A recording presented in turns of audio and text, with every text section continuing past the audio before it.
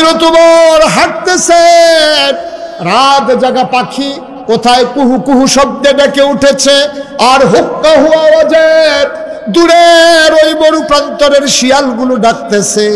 ওমর হাঁটতেছে আপন মনে, ওমর ঘামতেছেন, চোখ বেয়ে বেয়ে মাঝে মাঝে পানি পড়ে। কি সুন্দর পৃথিবী, আমি উমর একটা নিকৃষ্ট মানুষের মতো, আমার কি জানি হবে রে কিয়ামতের ময়দানে। হঠাৎ করে তিনি শুনলেন দুইটা বাচ্চার কান্নার আওয়াজ শোনা যায়। সুবহানাল্লাহ বলবেন না? দুইটা বাচ্চা কাঁদতেছে।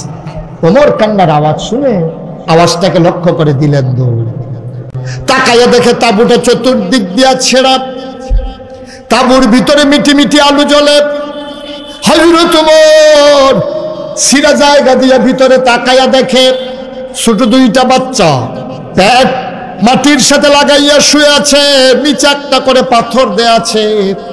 আর মহিলাটা একটা পাতিলার ভিতরে একটু পানি আর কয়েক টুকরা পাথর দিয়া আগুন ধরাইয়া চুলা ধরাইয়া কাঠি দিয়া নাড়তেছে। আর বাচ্চাগুলা কাঁদতেছে আর বলতেছে আম্মা, ও আম্মা, আম্মা, আম্মা গো, তুমি না বলেছ কাফেরের দেশে খানা নাই, মুসলমানের দেশে খানার অভাব নাই।